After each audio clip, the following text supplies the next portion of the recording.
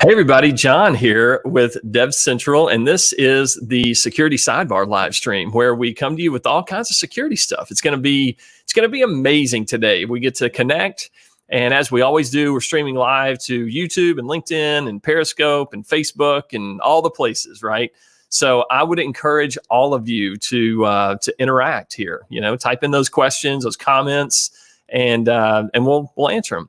Today, we have an amazing guest, Rob Roche from, it used to be Shape Security, now part of F5, right? And we're going to talk about a bunch of security, like budget kind of stuff, and how do we know when enough is enough, and all that kind of, it's going to be amazing. It's going to be amazing. Before that, though, couple of quick little plugs for some shows coming up. Next week, me and Jason will be here, and we're going to be talking to John Capobianco and Dan Pacheco. And those guys were on, several months ago. They're from the Canadian Parliament, and everyone loves them, and they do everything automated. So they're going to talk about controlling the container chaos, right? A little alliteration in C right there. Controlling container chaos. John Capobianco and Pacheco, it's going to be awesome. And then after that, Jason's back with You Want Answers the next week. And the answer is yes, you want answers. I did ask him about that one time. I was like, you want answers. It has question marks and exclamation points. Is it a question or is it like an exclamation? And his answer was yes. So it's you want answers or you want answers. Anyway, all right, that's coming the next week. And then after that is a Black Hat recap. So Black Hat's coming up. We're gonna have some fun talking about what happened at Black Hat and all the greatness there. So looking forward to all those things. So anyway, couple of peeps out there to give a little shout out. Leaf Zimmerman, my friend, I see you. There will be brisket. Yes, there will. Good little lead in. And I got to say, man, I am super excited to hear a little brisket update from Rob Roche. And then Jason talking Kubernetes and Docker. It'll be great. That's right. It's always going to be great. Everything we talk about on DevCentral Connects is great, right? So anyway, well, hey, today this whole thing's like 30 minutes long, so I don't want to take too much time doing a bunch of intro stuff. So without any further ado, as they say, let me bring on the man himself, Mr. Rob Roche.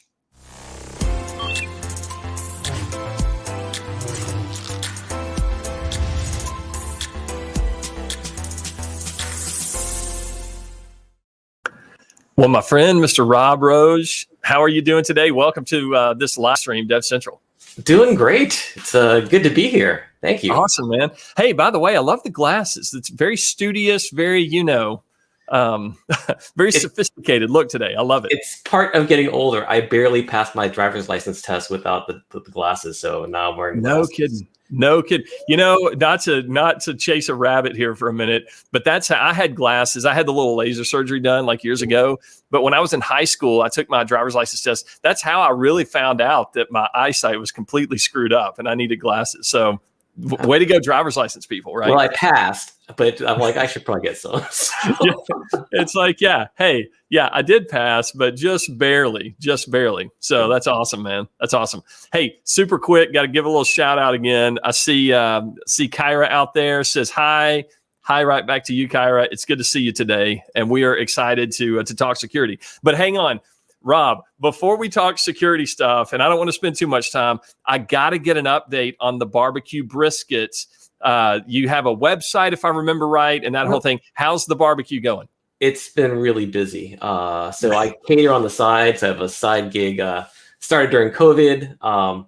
I just got a large commercial smoker. It's huge. I can basically do about 10 briskets or 16 racks of ribs in it. So it's pretty significant.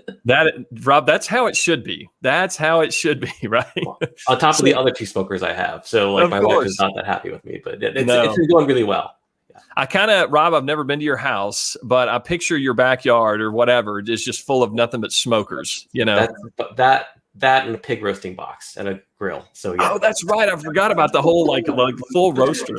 And I'm in Silicon Valley, so the yard, I have a yard, which is amazing, but it's tiny. It's measured in square feet. So yeah. I love it, man. Well, hey, I tell you, to hear about the stories of barbecue brisket, I know you said you're originally from the Midwest where barbecue is like, religion. It's a religion. It's a thing. It's definitely a thing. And then you move out to the Bay Area in San Francisco area. And you had to take all that goodness with you. You had to introduce everyone to what, real barbecue tastes like, right? Yeah, no, it's actually helped close millions of dollars worth of deals as well. That's awesome. You need to be able to pay for that industrial sized smoker you got, right? Yes. So no, it's a great. I mean, if you guys are ever in the Bay Area, hit me up. I'll hook you up. That's right. F5 and F5, friends get free brisket or whatever. I don't know. I just said that. I don't know if that's actually true, Rob. I love How it. expensive see what they do. That's fine. That's awesome. That's awesome. Well, hey, really quick, I want to get into some security stuff. I know I keep saying that, but I wanted to say hi real quick to Josh. Josh, it's good to see you, my friend. A friend of DevCentral and the live stream. So just wanted to, as people say hi, I want to say hi back. All right. Well, hey, today we want to talk about security spending. We want to spend some money, Rob. We want that budget, right? And I was doing exactly. Hey, so I was out on the internet the other day. It's a crazy place, the internet. And I was looking up like IT budget, like security budget, that kind of thing for different companies. And I found like these different statistics, and of course, every company's a little different, whatever. But I saw some things on like smaller companies tend to spend about 6 to 7% of their overall budget on IT related stuff. So this is not security. And then medium-sized companies, about 4%, small-sized companies, about 3%. So that's kind of the IT budget. But then the security part of that IT budget is about, I saw anything from like 7 to 15%. So you could do the math. So on the high end, you're talking about, I don't know, probably 2% or 1%, somewhere in that range of your whole budget is IT security. So one, I wanted to see, is that what you have seen kind of along the way, in terms of companies spending on IT? And then I wanted to get into, some questions around that. I mean, it really depends on what the company's doing, right? So if there's a lot of financial transactions online, how much do they rely on technology to get their business done? And most companies, it's pretty significant. But a lot of it is about more the attitude of how you approach security, right? So, if you're saying we need to be compliant, we need to get this done, it's a cost sink. Like IT and security are really hard to work in most businesses because you're seen as a cost sink, right? You're spending money and you're providing kind of value, but it's more of a vitamin, preventative. Like if we get attacked and if we get breached, this is what's going on. You can see, with a lot of things where the big bucks come after you get breached, right? Your stuff gets locked down. You're like, how much money do we have for Bitcoin to pay a ransomware, right? Or like, then there's plenty of budget, right? And so part of it is like when we work with our prospects, our customers, our champions, we kind of teach them to speak the language of business, saying, if you have a checklist of things to do, yes, we need a WAF for compliance, things like that. That's a lot more challenging to get the right stuff done. Like you're just going for the bare minimum, right? And it may not be enabled correctly. But if you go around saying like, what pains do our internal customers, people within the company have, how can security help you? That's a much different conversation, right? So if you're, getting blocked on VPN, there's too many people accessing VPN because everyone's working from home now, right? And you can speed up that process. That's a Band-Aid for a situation, like a problem that people just accept, right? But then you can get budget for saying, if people log in faster, you can get to work faster, get things done better. Like you can go to ROI very, very quickly. It's a much different conversation than, oh, what do we have to spend more money on, right? You're trying to show security can provide value, right? And it's with the larger companies, it's actually a little more sophisticated because you're talking to each individual group, right? And when security comes into play, it affects everything throughout the entire company, right? And the most common thing with Shape is, you're protecting the website and mobile app. And so if bots are attacking it, right, there's infrastructure costs. That's pretty straightforward. You're maintaining things in the cloud or on-prem, like, CPU usage, bandwidth, things like that. But also you have fraud at the back end, right? And so getting a baseline of what's going on before you implement these security policies, you can say, this is the difference that we made when we implemented the security policy, right? And so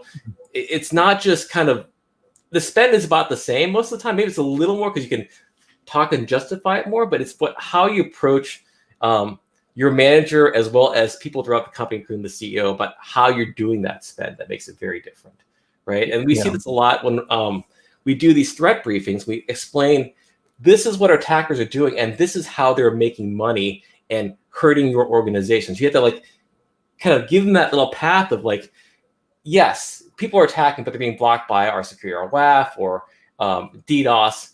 One, you should, when there's an attack, you should always tell them there's an attack, but we prevent it, so you get credit for it. Versus the standard thing where IT and security are only called when things are blowing up, right? You're never rewarded for, hey, everything's perfect. That's expected, right? And so one of the things is being aware of you're always going to be attacked. But the thing is, you inform, your stakeholders throughout the company. We're being attacked, but it's being mitigated, right? And then it may open up some questions like, are things getting through? What else is happening within the organization? And then you can have a conversation about, what else can we look at? Where else can we provide value? Or is your pain somewhere else, right? Are things acting slow on the network for some reason, right? That's a pain versus like, let's get preventative, like, let's, get an IDS, IPS to like check if anything's internal. Like if you ask around, you can actually find people to help back you up saying, this is painful, this isn't working, or things are crashing, the database is acting slow, right? And so that's one of the biggest challenges is in security IT, you're head down focused on, this is my problem. But if you can just reach out to other partners within your company, you may be able to kind of change the conversation a bit. It works really well. And a lot of times, if you solve people's problems that they have, you'll probably get promoted. We see this a lot, especially when they buy Shape stuff. Like most of the customers who've bought Shape, like they have gotten promoted because they can show ROI. That's the biggest. Business drivers are all about money, right? And so finding a way to show ROI is probably the biggest thing to do within security. And it's hard. It really is hard. That conversation is challenging. It is challenging. There's no question about it. And it's like you said, people are not calling you up every day like, hey, man, the network is running beautifully and we're so safe. And I just wanted to say thank you today. That never happens, right? No. But I mean, you think about like what motivates a company to spend money on security. And a couple of things here. A couple of people have been chiming in. This is awesome, man. So Kyra, shout out to Kyra again. Good to see you out there. The whole topic, the Cybersecurity Hub has been memeing this up on LinkedIn. You know what? You've arrived, Rob, when you've been memed up, right? If you've got a meme, then you've arrived. This is good. It's so true. Daniel Wolf. So he was like, hey, saw the meme. It went like this: pay $1 million on security, nay, right? Pay $10 million on ransomware. Yay. Right. So that's my wife did the exact same play to me during COVID. It's like, pay for a full-time babysitter or pay for therapy later. And I'm like, babysitter. Exact same thing. It's like that long-term pain. It's like the other thing is people underestimate how catastrophic these things can be, right? And you're like, oh, it's fine, and then when your computers go down, like that supermarket in was it Switzerland that like shut down because they couldn't sell anything because of the Kaseya breach. Like that's expensive. That's expensive, right? Yeah. And so again, I mean, the good enough security is good enough until you realize you've been breached. And the challenge is sometimes you already have been taken over and they're just grabbing data and you don't know it, right? And you don't want to be paranoid and say, oh my God, we're always under attack.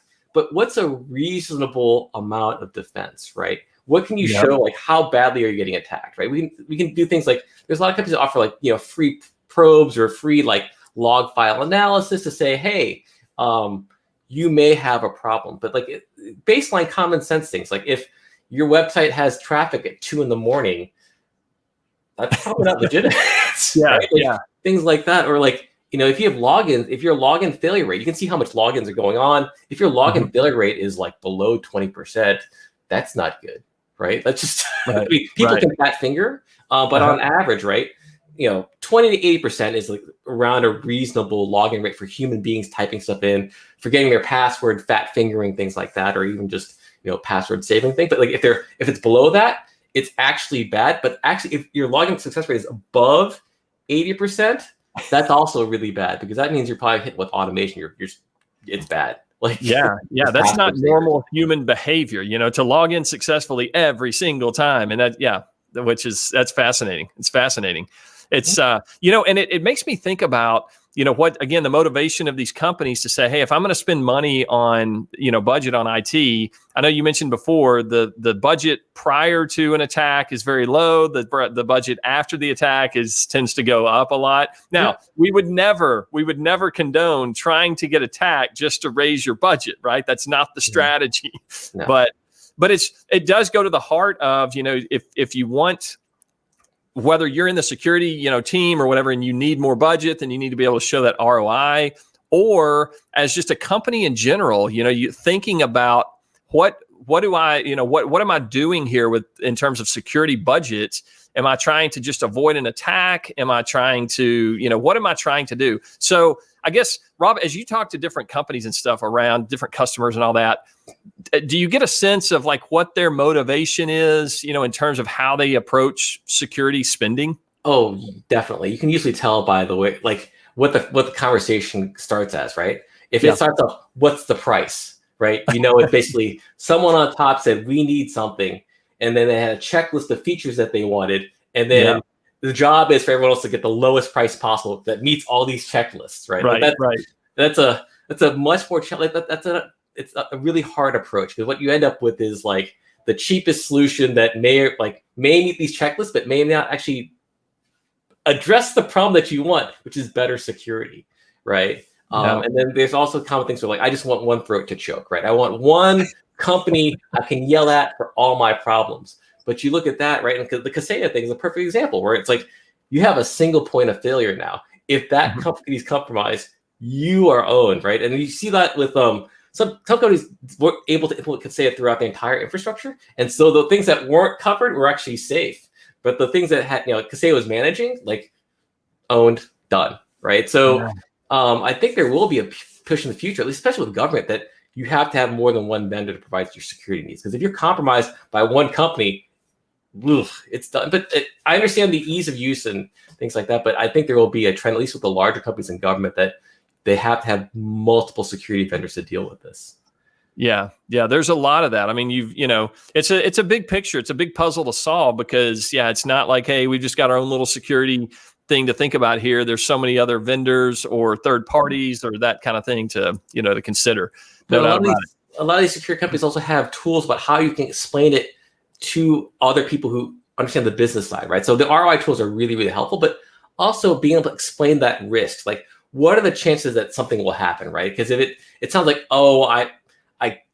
I put my password on a sheet of paper on my desktop, right? I mean, one of the things you do is just take that sheet of paper and say, I can own you right now, right? You have to make it really tangible. And the other thing is, every group of business function has their own kind of language how to do things with, right? So fraud is completely different than security. If you think of the attitude, security is like, I'm not letting anyone bad in, right? I don't want anyone to come in and do anything, right? And fraud is more about percentage of risk. They actually, in retail, for example, they expect, 3 to 5% shrinkage or fraud, right?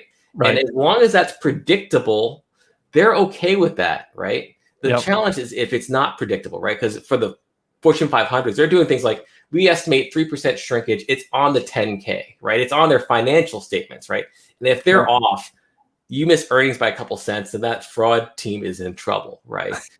If you get rid, and they have no insight, if you get rid of all the attacks, the fraud, and the fraud team can accurately predict, they'd rather have consistent, predictable fraud than no fraud at all and have no insight on how to predict it. Right? So understanding these attitudes, it's really, really important because it's a different way of thinking, but it makes sense if you think about what their motivation is, right? That's right.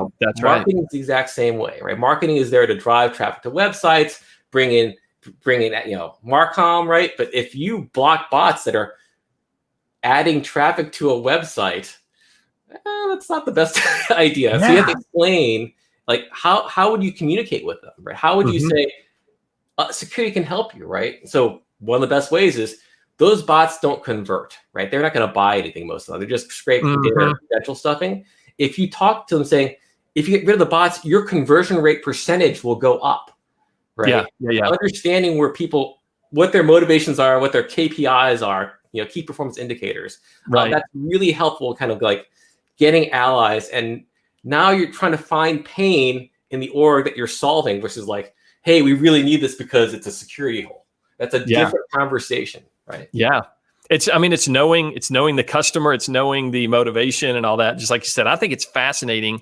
I remember hearing kind of this scenario. I'll try to keep it general in terms of, names and all that. But let's say you have a social media company that makes a lot of money on paid advertisements. And so they're going to go out to their customers, who say, hey, I want to buy, an advertisement and I want it to get 100,000 clicks or, whatever. Right. Well, then you have a bunch of clicks or a bunch of views on that paid advertisement, but they're mostly bots. Right. And so then if Shape or F5, whatever, comes in and says, hey, we solved your bot problem, then the social media company might be like, whoa, we're not getting nearly the clicks. And now that customer that was getting all the clicks on there that we sold them the ad for, now they're, that's not good or whatever. So it's really tricky. And it's a crazy thing. We've seen that as well. But if you have legitimate customers clicking, you can say, what's the conversion rate now, right? What percentage of the ad converted versus beforehand, right? And then you say, oh, well, maybe these ads mean more now because you're getting rid of the corrupt. Kind of a dirty secret with a lot of people who sell ads. You can actually go to any advertiser and complain saying, well, maybe not Google, but any other advertiser that will actually talk to you. Right. And you can say, I see a lot of bots here, and they will instantly take 30% off. Like, oh, nice. They assume that bots are hitting it, and it's a kind of like a dirty little secret in the industry. But like, if you complain and show data saying this is why I see bots, they'll cut off that price really quickly. It's like a coupon book. It's like a Groupon, Rob. Just talk and like you can just use basic log file analysis, like who clicked through. Right? What did they do? If they clicked through and just saw the page, that's probably a click bot. If they, basic stuff like they have the same, browser or they have the same IP address, like the basic stuff, right?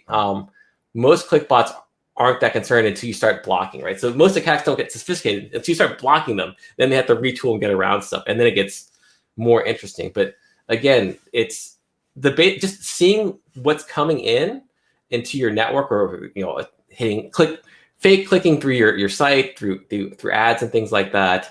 You can use some basic detection to say this isn't real or this is click fraud. Yeah. So it's good to know you can interact with those companies other than Google, and maybe get some of your money. It depends how big if you're a large gaming company, then you can argue. But maybe so. Yeah, in general, it's worth the question. It's like the old saying goes, you can't score if you don't shoot, right? So you might as well ask the question, right?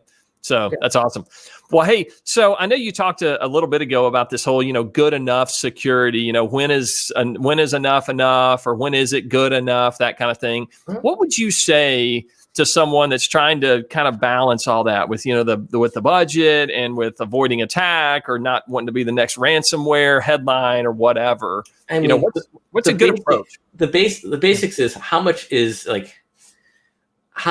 are you saving, right? Or how much are you protecting, right? So if you're protecting, financial transactions or, checkout, things like that, that's worth a lot more than say, we got a blog going on that we're just providing content to, right? And so again, basic, CISP training, like don't spend more than what you're protecting, right? That's absolutely, don't build a concrete wall when all you need is a fence, right? And that's kind of what you're evaluating. I think the challenge now, though, with all this ransomware stuff is a catastrophic compromise is extremely catastrophic, right? And it's in the news of it was Kaseya, before that it was like Colonial Pipeline, then SolarWinds, and those are the big ones that you know about because it was But there are a lot of these quiet things where these small offices get compromised with ransomware, and then you're like, well, what's the basic backing up offsite, right, in the cloud once a month, having a history that's not expensive compared to paying ransomware because you're under fire, you can't do business, right? And that's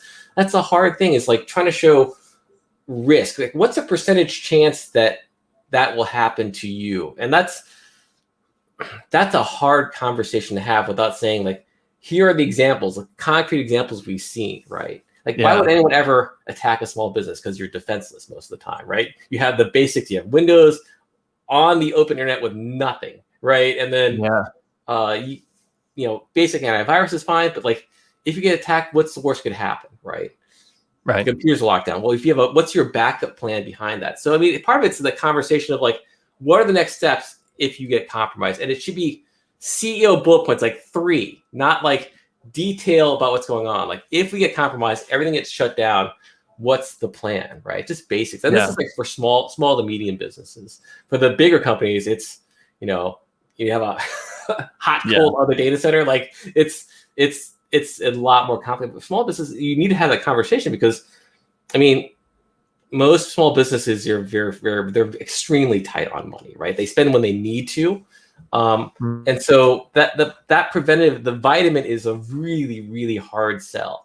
Unless it's the extreme where it's really tangible. Like if it's in the news, send those news articles and then distill it to like non-technical details about what happened, right? And then you may have at least have a conversation. I have a friend who's an IT consultant for small businesses, and if he's at the point where like you're signing this waiver of liability because I have warned you, that should be an indicator that you should probably do it. And he does that. Most businesses are like, fine, whatever, do what you need to do. I warned you, it's fine, right? I mean, you should always be documenting in general, but like it's a much harder conversation unless you can find some way of benefiting the business, how they do business, right? That's really key, right? And so you can probably spin off that, offsite backup is, it's an insurance plan, but also like say it's available, the data is available somewhere else. So what happens is if there's not connectivity to this office, people can work remotely and access this data as well. If it's like that's what Salesforce is all about, right? Salesforce is in the cloud, available anywhere. If Salesforce goes down, you're in trouble, by the way. That's like the ultimate litmus test or whatever. Salesforce goes down. Awesome, man. Well, hey, this is what a fantastic conversation. Just talk about motivations of security budget and how much and it's a hard thing, like you said. I mean, there's companies that are like, hey, I can either do my absolute mission critical business function, or I can pay for security. And it's like, well, no, I'm going to have to do this thing, or whatever. So these are tough things. Yep. There's some creativity involved, right? Just talking to other people, like what are your pain points? Like that's if you find another champion outside of security saying, I want this, business leaders are more willing to listen. If it's just IT security, it's like, these people are paranoid. They're tinfoil hat people who don't know. I mean, because you see it, like you become a tinfoil. Like before I joined Shape, I'm like, security is okay. Like I did identity as a service. I joined Shape. I saw state actors. I got way more paranoid. I was almost going to get I started trying to lock down my entire home infrastructure. my kids and my wife were like, it's just too hard. I'm like, it's not that hard, right? I have the basics. I have a password manager across my family, so we can actually save things. But it's like that way you don't forget your passwords anymore. And if we have shared accounts, you can easily log in together, right? You spin it as like this is beneficial somehow, right? Or like the Netflix password that my entire family uses, right? That's definitely shared among all of us because we can actually access it. Of course. Yeah, I tell you, man, it's a crazy world out there, but it's fascinating. And it's always moving, which is what we love about it, right? So I mean, I love being in security, and the thing is, like, it's so widespread. You can focus on one thing and become a reasonable expert on it, and like your job value, your career basically improves immensely, right? It's just security is amazing. Yeah, it's awesome. It's awesome. Well, Rob, I tell you what, man, I'm looking down at the clock and it's like, oh my goodness, it's time. It's been 30 minutes. It always goes by like that so quickly. Awesome.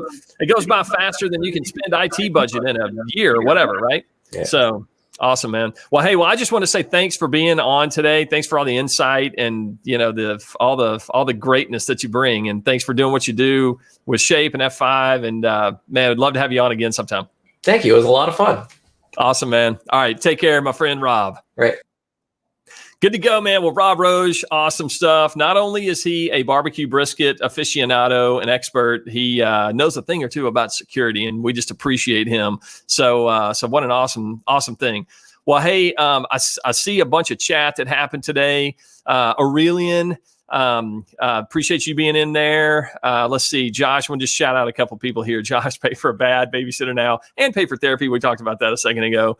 Aurelien, I think you had mentioned that you were going to be doing the 301B exam. So good luck on that, man. That's a great thing. And then let's see here. I think there's Kyra again. Wish me luck in increasing the security budget. So good. So now that's a great one for all of us, right? Trying to talk to management and plead our case and be persuasive and all those things, right? Well, hey, it's been a great time to just hang out with everybody, and the interaction's amazing. We really appreciate everybody in the community just helping each other out and connecting with us here on these live stream shows.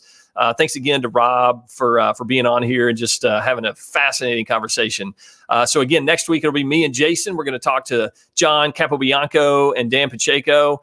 If nothing else, tune in for John Capobianco. He's got the most interesting last name in the world, but no, that guy's awesome. So hey, until then, hope everyone has a great week, and we'll see you next Thursday at 12:30 Pacific for DevCentral Connects. Everyone have a great day. Thanks a lot.